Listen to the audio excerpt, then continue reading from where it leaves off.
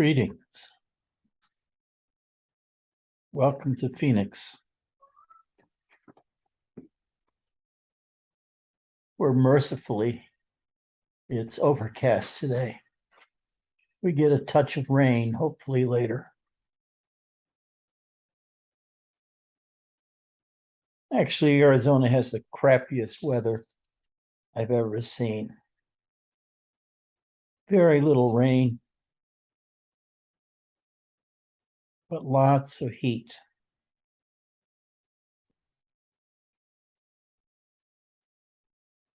Enough bitching for today.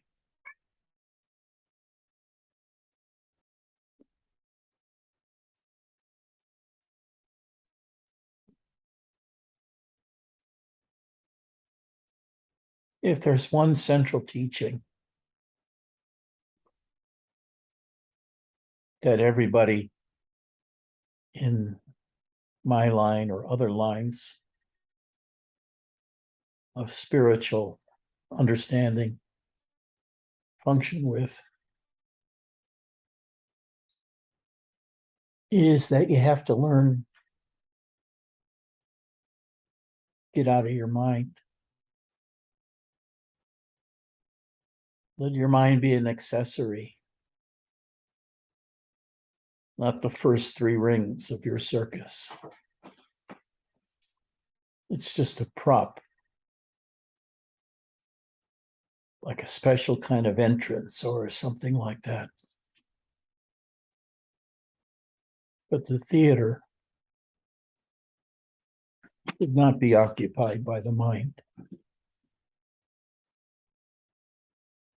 except in your employment, if you're required to think. Otherwise, don't think there either. If you keep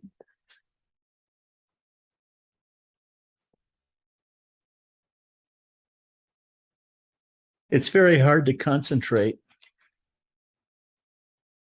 when one of the members of your family has a lot to do.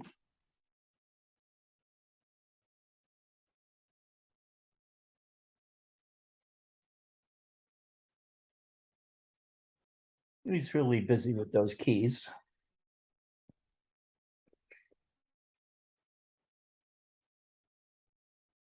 It's the mind that creates anxieties and tension in you. The shit it tells you, stuff that he thinks it's going to happen, that's going to destroy your world as you know it. The Republicans are going to sweep the country, for example.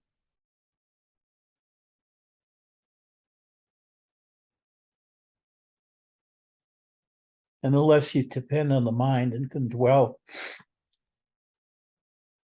in that silence in which mind is contained, the happier you'll be.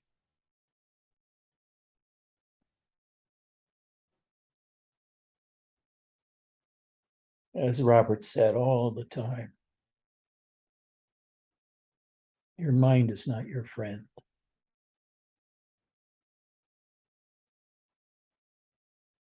Your mind is like a vaudeville entertainer that wants to stay all day, 24 hours, rather than just be there for 5 or 10 minutes as part of an act. It becomes the entirety of your act. You spend a lot more time in your mind than you do in silence.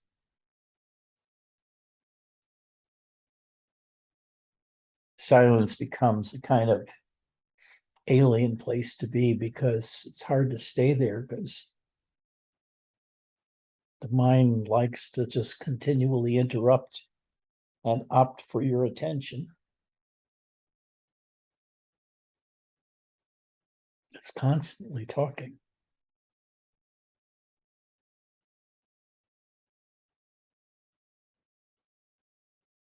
And if you struggle with the mind, even to try to ignore the mind,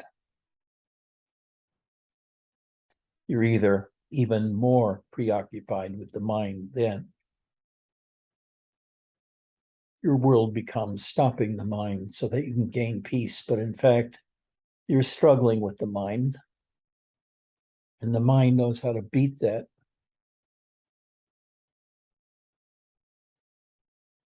And it makes you feel even more anxious.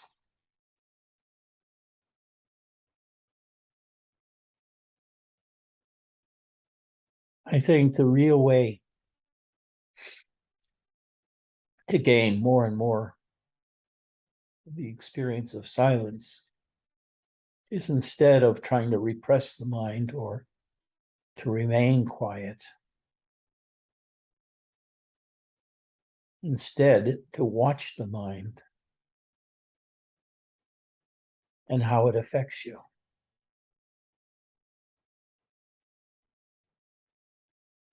When the mind is present, it's almost always talking to you about something or other.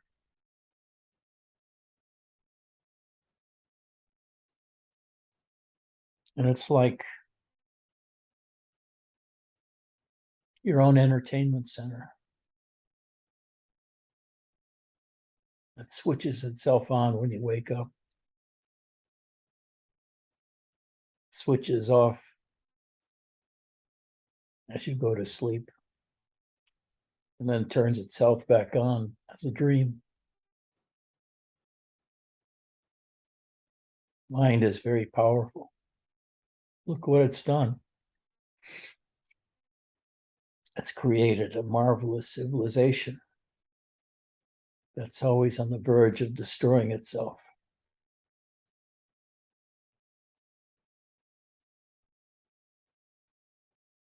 The mind creates multiple worlds, and each one of us lives in our own separate world. I call it your matrix, consisting of all your accumulated knowledge, all of your accumulated preferences.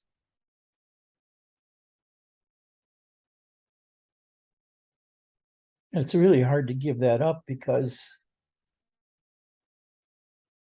in many ways it feels like you're giving up yourself, that you're consigning it to death.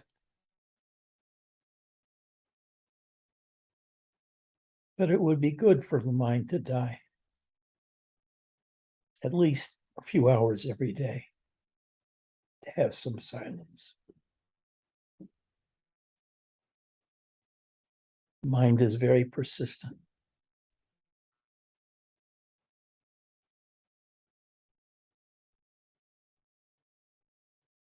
Some people have more active minds than others.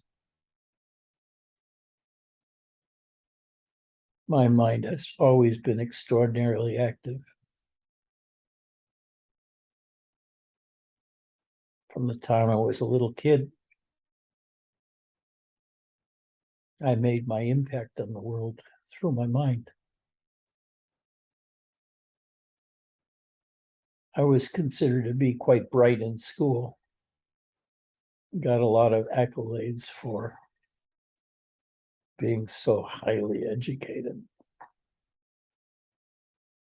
Boy, did that fuck me up, because it bent me towards developing my mind, perfecting my mind, and filling it full of knowledge.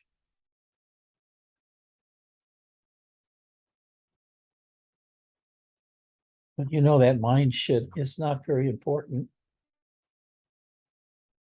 after you learn to live in the silence. Because what happens when you start to live in the silence is your whole body begins to relax. The tension leaves you, just like it does in sleep.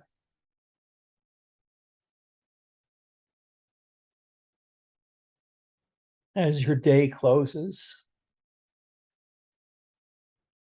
you can watch your mind starts slowing down and sort of retreat and get quieter and quieter.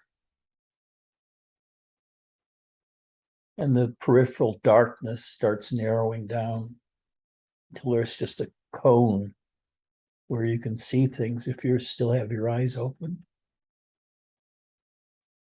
And then peace, because your mind has stopped, and even better, your consciousness has left you.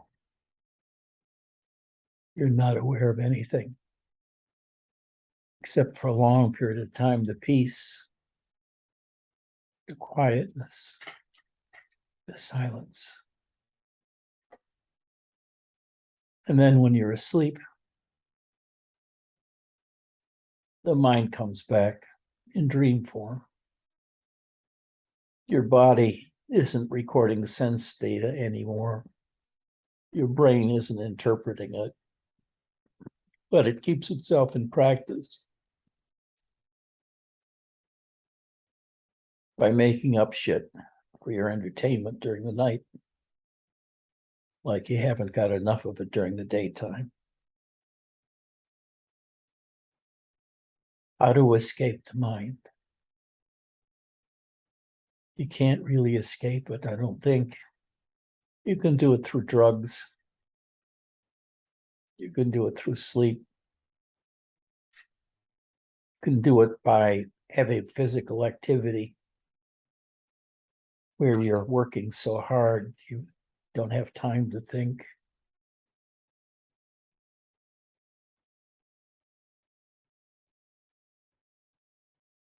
And so many people take drugs to get away from the mind and the tension it creates.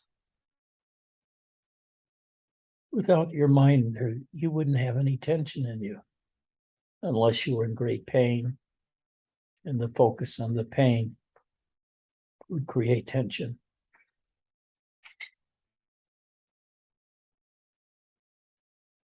But if you didn't have pain and your mind is absent, what you experience is complete peace. And as a matter of fact, you can feel it all throughout your whole body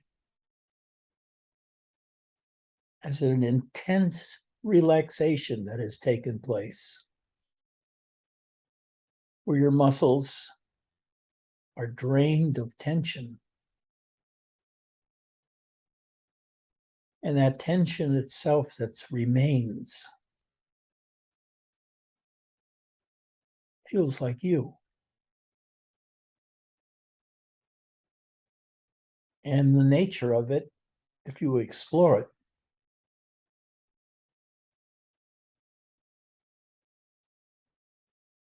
is ecstasy.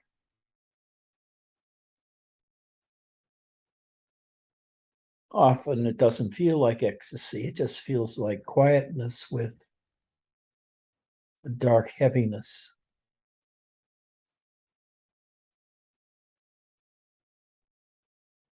Somewhere inside of you, and peaceful.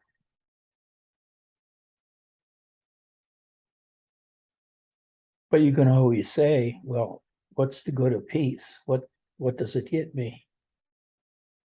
And therefore your mind is thinking along the lines of normal human thinking processes as what's its utility?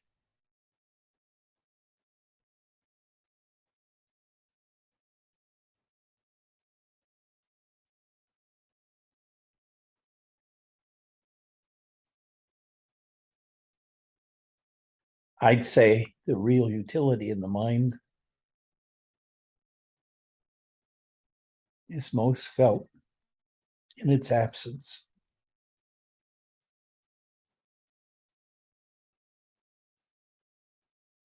You may ask whether you feel you could ever escape the mind, your mind.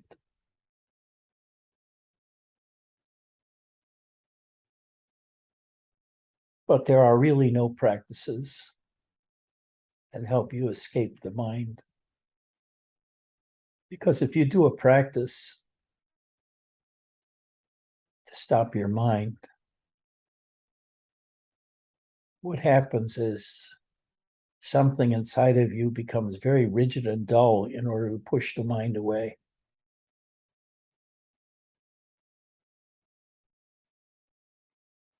And instead of finding peace, all that you feel or experience is a kind of deadness because you're resisting the operation of the mind by a certain kind of tension.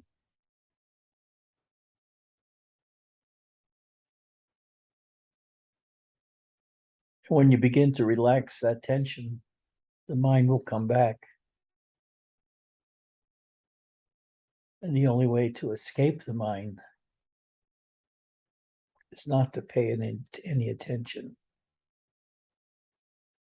Just let it do what it wants to do. And after a while of not attending to it, it sort of quiets down. It's that phase where you're struggling with it and paying a lot of attention to it that is most bothersome to you. But otherwise, the mind dominates your entire life.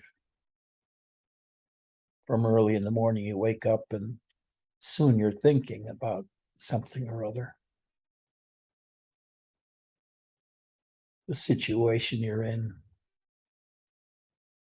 what you had planned to do that day, scanning your body to see how you feel about something, or just filled with ideas about what you have to do.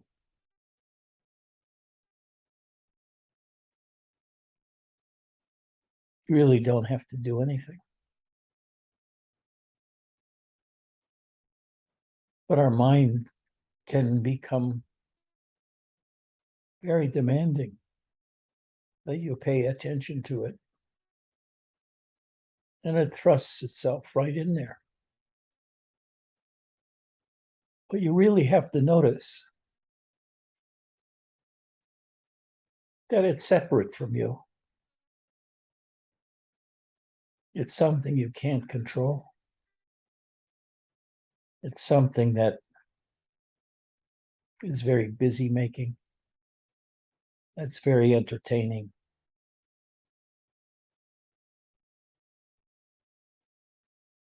But the process of being entertained by it creates a kind of tension in you and a separation from your experience of the world and yourself because you're attending to your mind.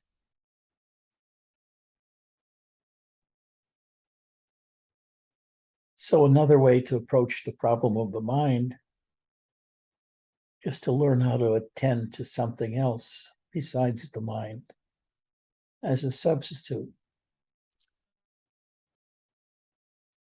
For example, attending to your body and becoming aware of your body. Maybe doing scans of your body from your toes to the top of your head, slowly moving through your whole body, feeling what you feel. For Mark's sake, learning how to label it.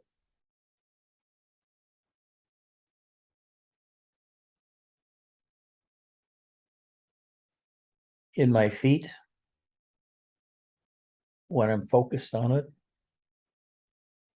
I feel a delightful energy running through them, like 10,000 fingers making their way through the flesh. And the flesh lights up in delight with the attention that's being paid. And you can change that attention and move it into your ankles.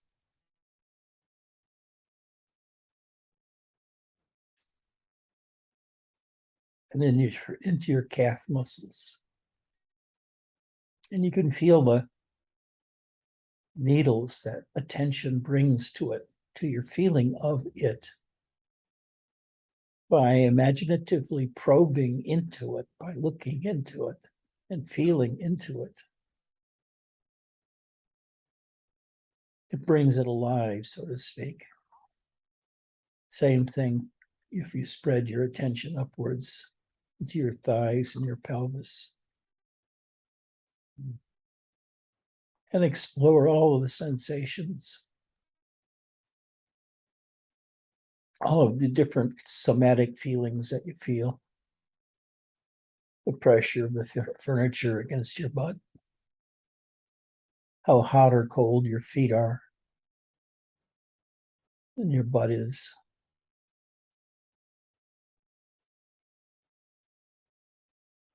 You can scan upwards too. Most of us hold a lot of tension somewhere in our backs, especially the upper back, shoulders, neck, mouth, face.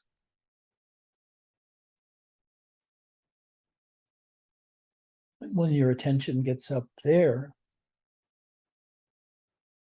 it gets busy because there are a lot more different sensations coming out of your face, neck, and upper back than there are from the rest of your body, at least in me.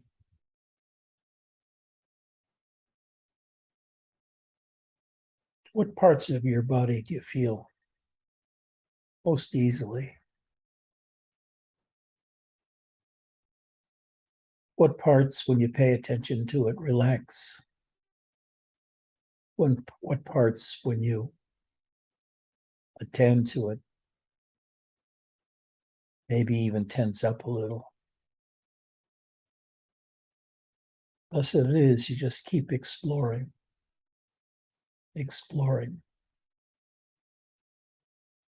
finding out how your body feels in various different circumstances. And you'll feel much more grounded than you feel when mind is the center of your attention. Because there's no grounding then. You may not even feel your body at all because you're so preoccupied with the mind.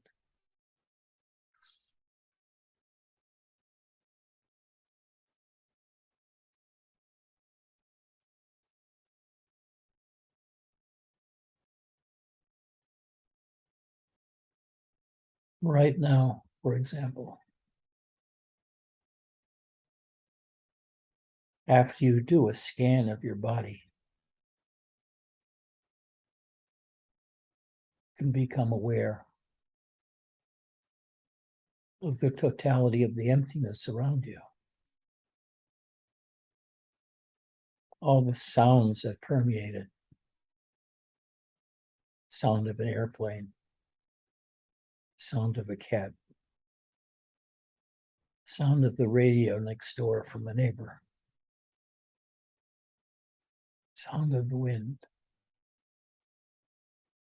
And now you're in a much, much, much larger matrix of emptiness, yet filled with you, meaning the way you habitually experience the world around you, the tensions you bring, the fears you bring, the desires you bring. Those are not permanent. They may seem permanent because you don't see much change day to day or week to week, but they certainly change over the months and years.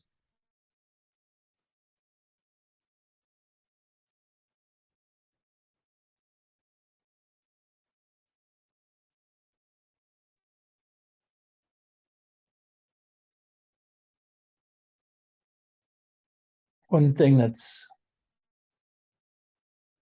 always wondered about is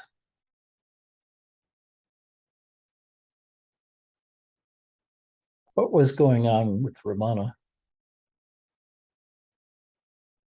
all those years when he did nothing? He just sat all day long and not moving.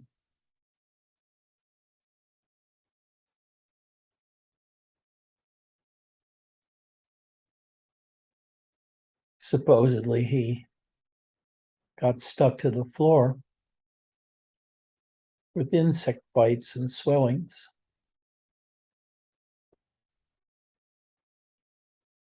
If you believe that, I got a bridge to sell you. But what did he do? What did he experience all day long?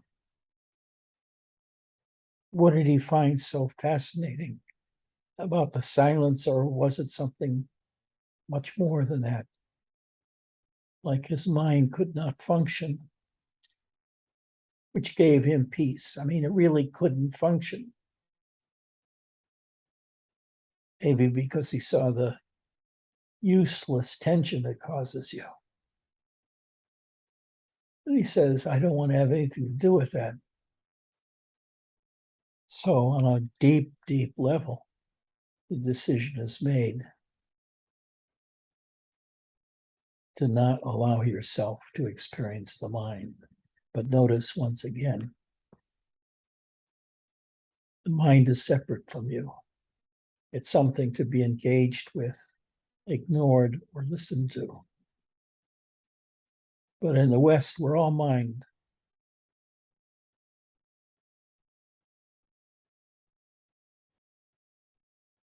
That mind is very active.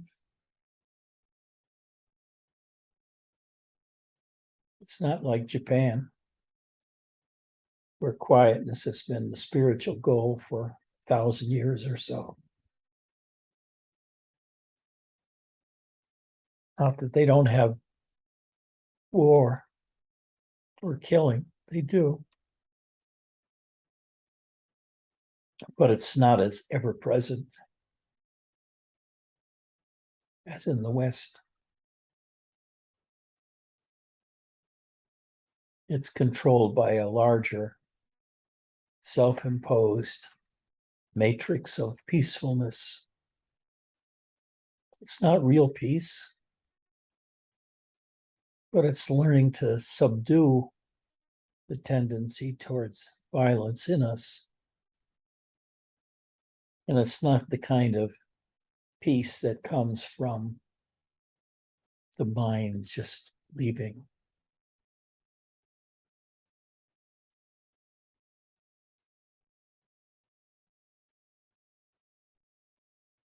Mind is separate from you. Your body is separate from you. Your primary identity is neither your mind nor your body at this point in your life.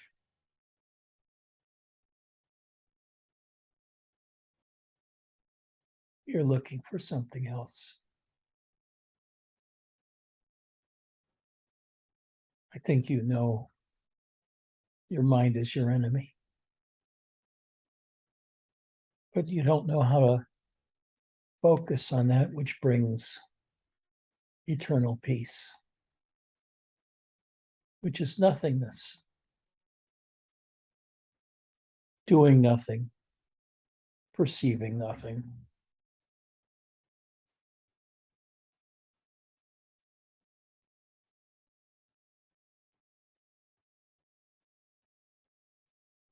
And again,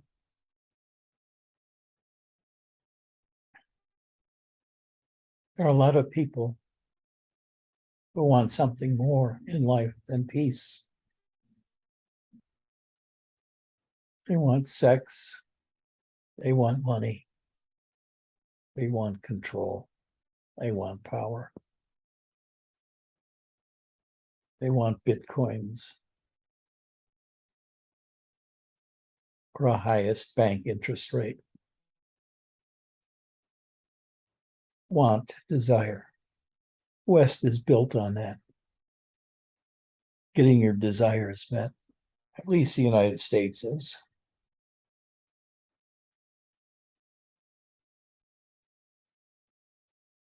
in the United States mind matrix is really something they got rid of. It's so tense inside. And that tension may feel good to some people, but not to me.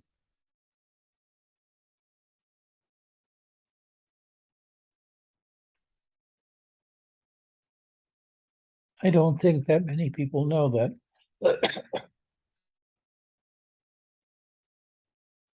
the entire aim of most spirituality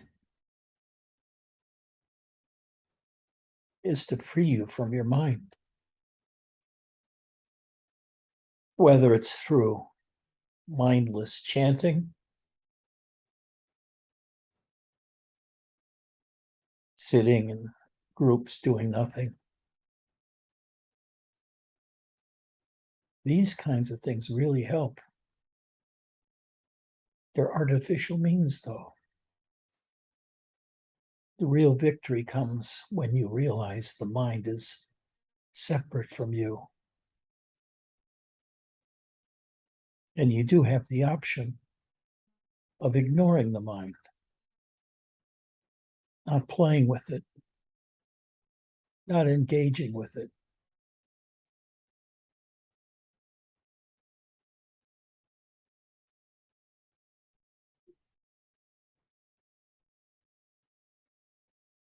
Your mind can be like a naughty little kid that keeps tugging at whatever garment you're wearing to get attention. But after a while, if you don't attend to it, its attempts get weaker and weaker until you're left in peace. And then for a certain time every day, if you want, you can just sit in peace, not doing anything.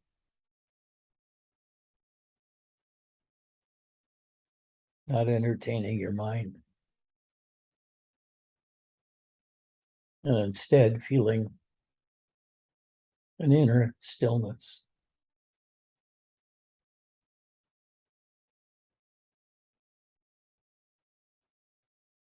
You can feel it throughout your body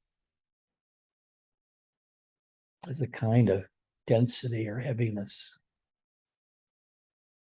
because your body doesn't have tension in,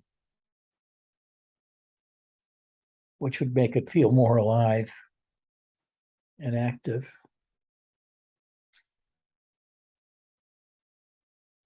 Instead, the mind can get to be more and more like pure emptiness,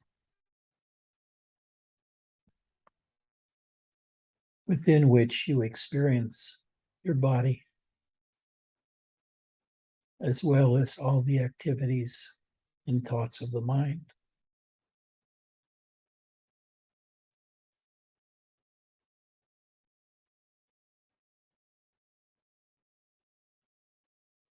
No matter where you go, though,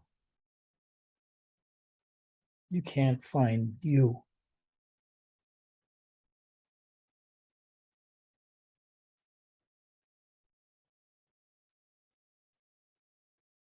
You can find your body.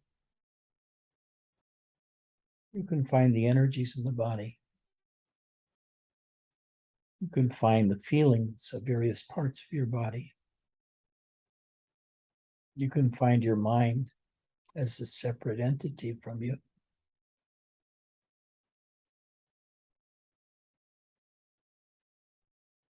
But when you turn that attention around, away from the experience of your body or the world, and just go inwards,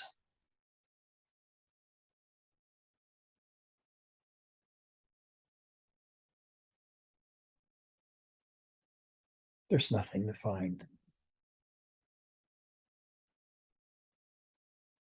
There's no goblin at your core.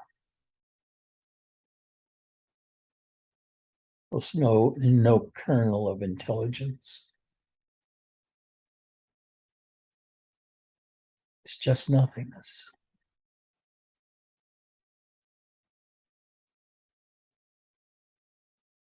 Nothing to do, nowhere to go, nothing to explore.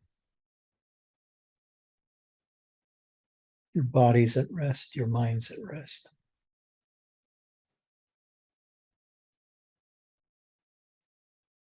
So, what have you done? You freed yourself from your mind and its insane and incessant need to be active.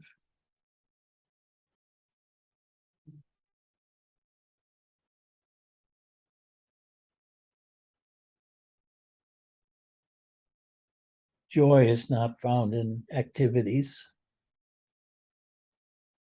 Ultimate joy, spiritual joy, is found in nothingness. No mind, no body, no thing. Just the experience of your own self being alive. It permeates everything. It permeates your experience of the mind. It even permeates your experience of your body.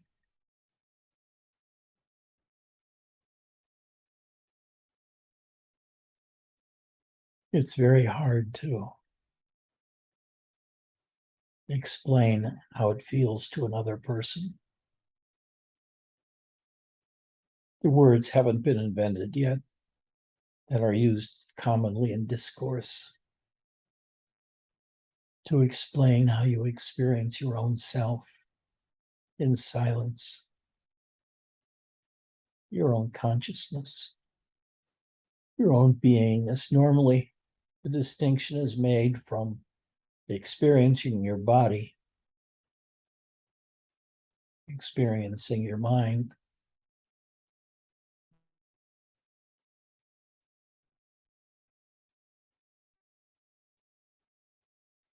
But when it comes to silence, there's an absence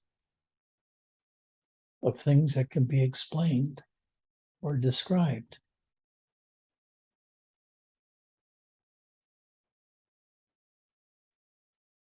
The mind stops and you no longer have words for what's going on.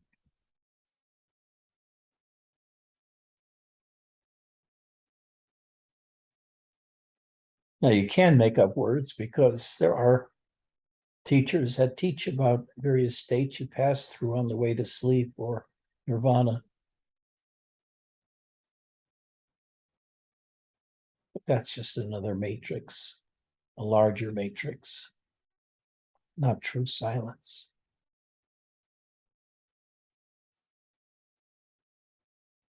Then you can have artificial practices like meditation and silence, where for a bit, your mind is suspended and you feel unified and you feel kind of joy. And you can feel almost the energies in your body singing to you. Maybe you give this state or sensation or experience that of your own beingness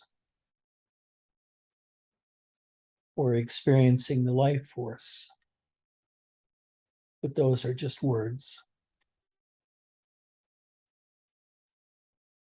It doesn't help even to have concepts associated with those words because the concepts get in the way of truly experiencing what you're experiencing.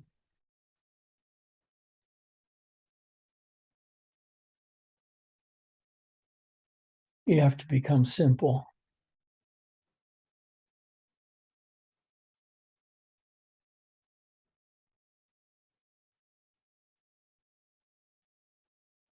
You have to become silent. You have to have unpointed attention. And your attention no longer is to specific concepts, words, or things, but to the totality of your experience in silence.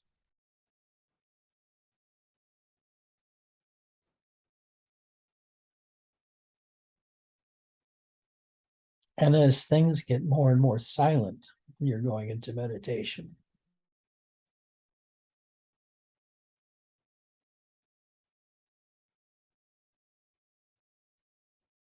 Something changes in you. You begin to find great happiness.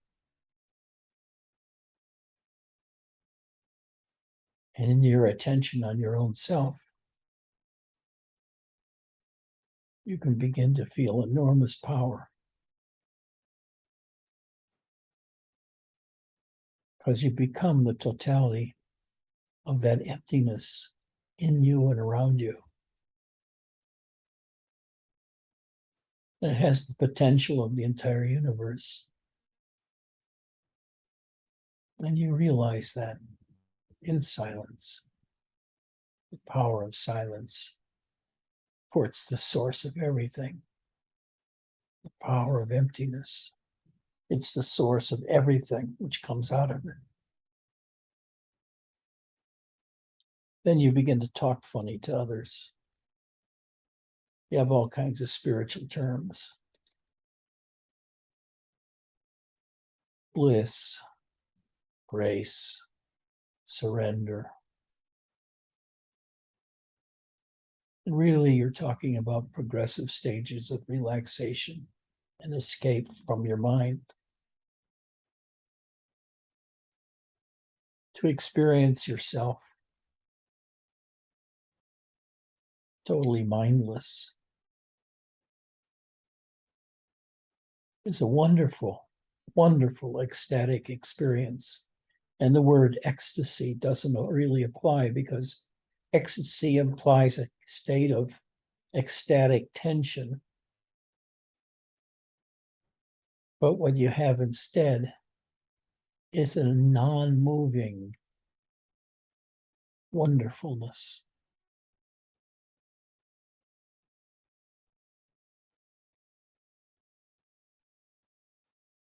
Non-experiential, endless space, which contains everything that exists.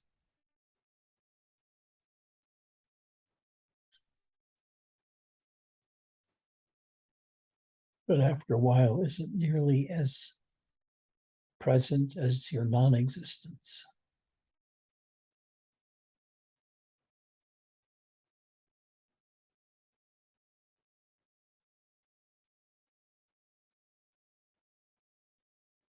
It's not that your existence disappears, but your non-existence, your awareness of it, is even larger than your awareness of your existence. It spreads out into infinity. So these are all states we talk about, but experientially, they're very different from daily life.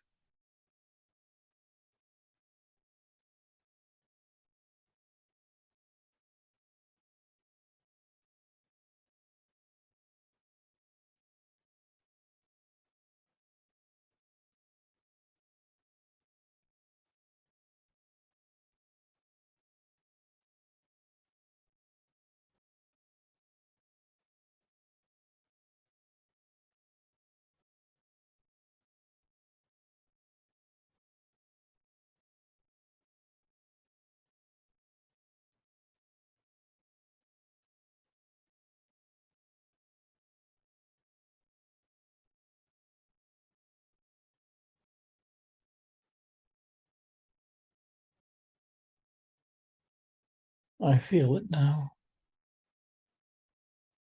in me and around me.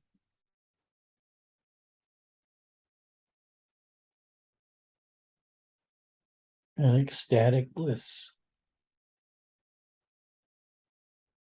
But the words ecstatic bliss do not describe it at all. The state is much more subtle than anything you can imagine.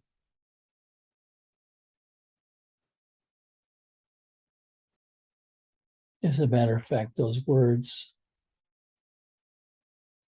distract you from experiencing the subtlety of your own self, because it puts in place of experiencing yourself directly concepts or ideas of what it's like to experience yourself. And you have to have transcended mind altogether before you're able to really experience yourself.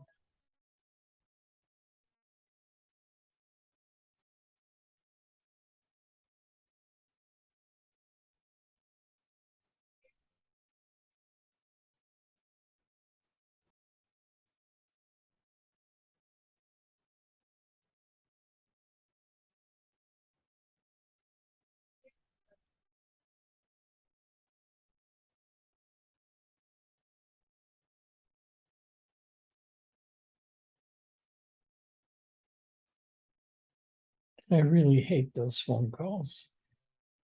95% of the time, there's some sales pitch for solar energy or cheap internet or cheap women. It was a joke.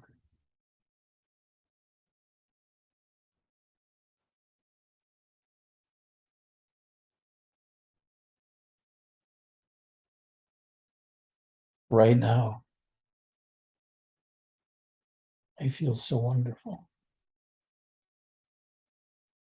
Listening to the light rain outside on this very overcast, quiet day, with only the passing of cars and the sound of the rain.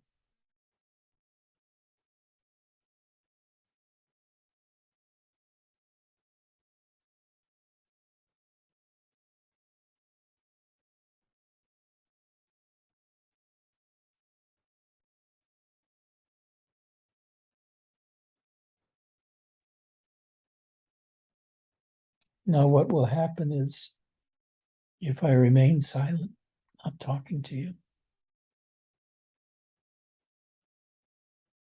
the silence gets more intense and spreads, and I disappear into that vast emptiness. And because it's empty, my consciousness is everywhere. And I become one with the vastness of this inner empty space.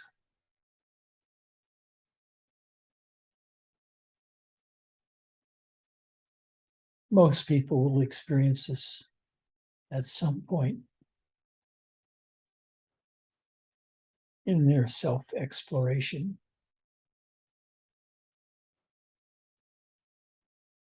This disappearing into the vastness of nothingness.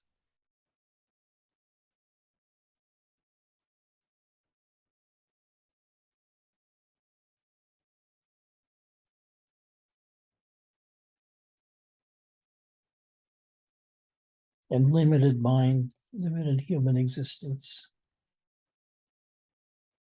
expands to the experience of God. Again, these words hide the real experience, but are meant for somebody who hasn't experienced it yet.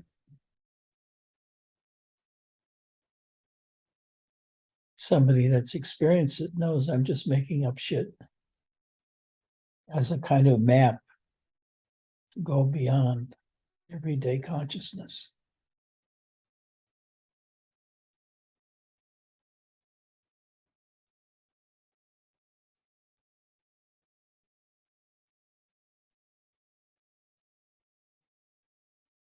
It's kind of a contained ecstasy, meaning it's not bursting forth,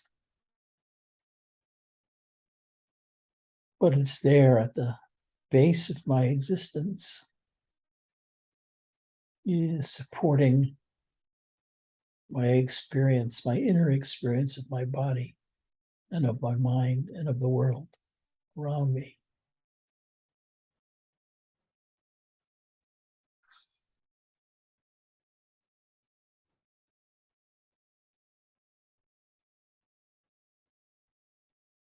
Mark, learn how to give it words, your experience. Divide it up into little chunks. Watch it as it progresses. And give words to it as if you have to communicate it to your wife so that she knows who you are and what you are, so that you can give it to others through your words.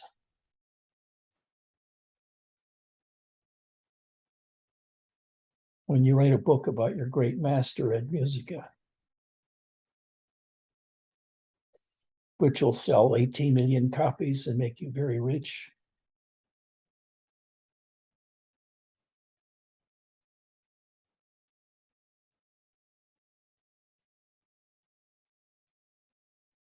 does anybody have any questions or comments?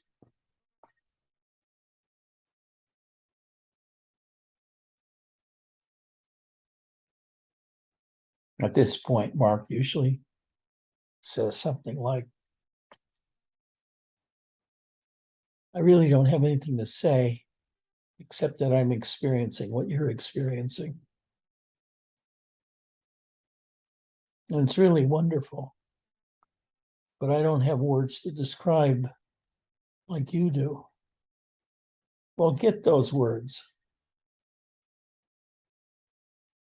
All right, I take your challenge, and I man up to it. I rise to the challenge.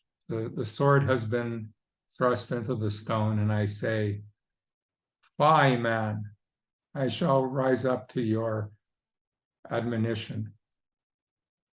So the only thing I'd like to add to what you said is that you remember I used to talk about what you call the divine energies, and which I could understand why you call them divine energies, because they do seem like that. But I used to talk about them as if they were coming in from outside, or a force peering through some hole in my being that coming through to me. But now the divine energies are they're me. They were always me, and it feels like nature and the universe are inhabiting me. Are like there's an aspect to nature that is within me. And the reason why I say nature is because it's the same kind of feeling I get when I'm in nature, when I'm having good interaction with nature, like in the forest or in the wild. It's like that same exact feeling of the beauty of nature, and it's within me. And it's there's a visual component to it. There's a feeling component to it. There's a gravitational pull to it. And there's a sound component also. But the most important, always, always, always, is the feeling component. The feeling component is what allows the totality of it to be. For me to abide in the totality is always through the feeling. Because if I get fascinated by any of the components, it ruins the depth of it. So I've stated this kind of stuff before, but I think it's clearer now. It's more vivid and more certain and clearer now. So, but aside from that, yeah, everything you said is my experience. But the other thing I want to say is that I for people that are ADHD, I don't want to harp on this, but it is a significant impairment of thought, a significant impairment of reasoning. And so that's something I have to deal with as well. I look for ways to accommodate it or work around it, but it's tough. But also I think that it's also a strength, because I think that's one of the main reasons I've made so much progress, is because of my issue, because hyper focus is something I do all the time. And hyper focus has led to great things for me when I choose to use it, including here. So that's it. I hope I gave you some contents to fill the airwaves for a few minutes, but no, that's about it, Ed. Thank you for everything. Welcome. Ian, where are you?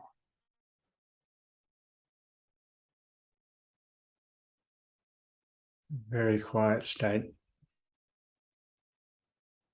Can't say much more, really. Just very quiet state. Thank you, Ed.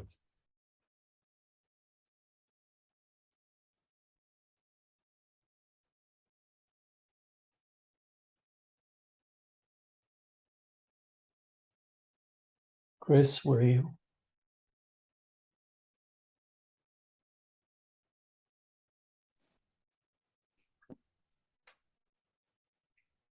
Your story today, I related to it so much. When you were talking about how your mind was so powerful in such a big part of your life, as it was in mine. It was my source of esteem and money, and the world valued that mind. But it just became a prison. And now that what you've also described here is what I'm going through. I can see my mind as a separate entity.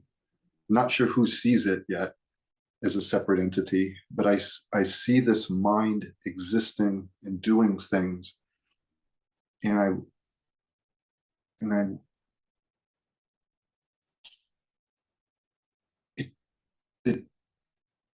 it acts automatically as its own separate thing. And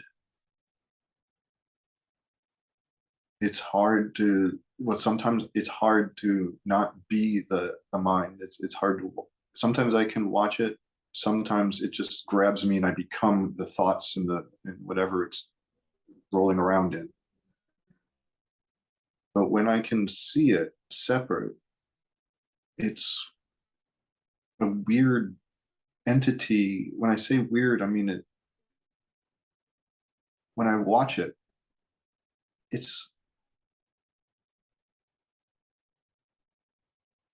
so bizarre, and it's what it's doing and thinking, and it's almost, it's like it's so foreign when I can step away from it. And when I start relaxing, as you say, I go into my body, the first thing that I can get that goes are thoughts. And then I can also, when I start getting into a place of emptiness, and I still have some thoughts, but they come and go. But the hardest thing, the deepest thing to not feel are, well, not our feelings, experiences like anxiety. They seem to persist even after clear thoughts are gone. Feelings like that persist. But eventually, when I get into real nothingness, that's gone too. And it's just this feeling of peace and emptiness. And my body doesn't even exist. I can feel my fingers and my toes, but they're not really my body. They're just these feelings, these experiences that come into my emptiness. And that's a wonderful place to be because it's just so relaxing. And just to feel that the things come and go, but they don't really mean anything. They're just passing clouds. I don't know. I'm just passing through my awareness. They don't really trigger anything. And it's just a wonderful experience. But Can then you feel the power of that state? It feels more and more like I feel like I'm finally free of the thoughts and the constraints that have, like, of my mind and of my anxieties. And it just feels like little more and more, little by little, like this power that just wants to just expand forever and just take over the world. Or it just wants to, it just feels so explosive. Yes. Now, It's can you imagine feeling getting stronger and stronger and stronger and stronger till you have no desire at all to move? You can be like yes, Ramana, not moving because you are dwelling as using words that don't mean anything except about the grandeur, because you're living the life of God. You're living totally beyond our normal human experience into the totality of life itself, without words, without concepts. And there's an enormous amount of power with that. And it gets deeper and stronger. And you become a mountain. What about you, Bernadette? Yeah, I feel that I become immobilized by that. I noticed that my mind never 100% goes away, but when I feel like I'm relaxed into myself enough, I really don't care what it says. I just let it talk if it wants to, and then it goes away. But I just feel wonderful. Everything you said today, I just feel wonderful. I can't even. I like how you said it's kind of a subtle type of ecstasy. Like sometimes I don't even realize I'm there until I think if I went to move, I'm never going to move again. I just feel like I'm never going to move because it's just so powerful and so pleasant. Oh, so, Your cats will eventually bring you out of it yeah, by coming up and licking your face and yeah. saying, "Get up and feed me." No, they use me as a scratching post. That's what brings me out of it.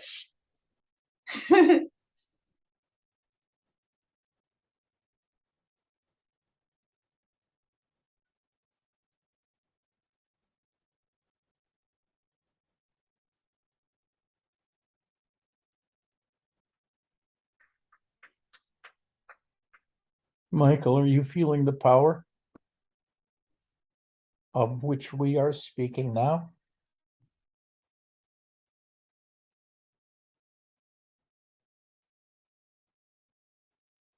Not right now.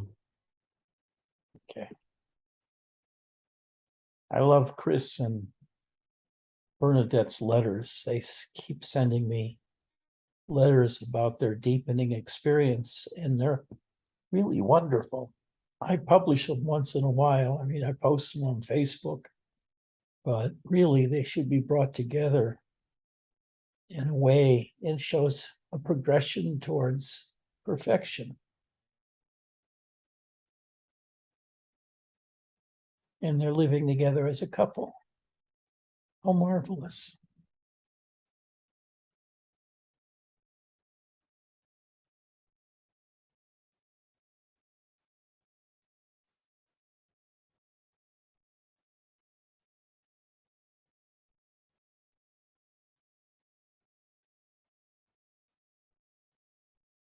Well, if we start entertaining more questions, it'll just break the magic of this moment. So I'll tell you, I love you all. Sit still as long as you can to feel the depth of your own self. And it's like going into a cathedral. I'd say the closest you can come to duplicating the experience without getting ridiculous is go to a mountain in the night, get outside, maybe sitting on a sleeping bag that you can sleep in, and feel the look up into the vastness of heaven around you, and feel your own vastness at the same time. It is an experience similar to what we're talking about now. Bye-bye. Bye-bye.